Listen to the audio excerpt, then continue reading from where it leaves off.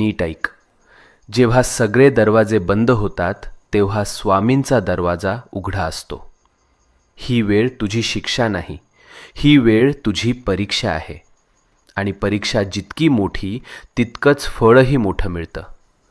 तू रडलेला प्रत्येक अश्रू, तू केलेली प्रत्येक प्रार्थना आणि तू सहन केलेली प्रत्येक वेदना स्वामींनी पाहिली आहे, स्वामींनी ऐकलं आहे.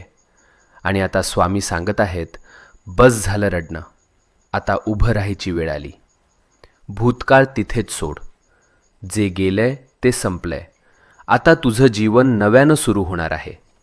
नवीन संधी, नवीन आनंद, नवीन यश, सगळं तुझ्या दाराशी उभं आहे. फक्त एक पाऊल पुढे टाक आणि मनापासून सांग, मी तयार आहे स्वामी, माझं आयुष्य बदलायला तयार आहे.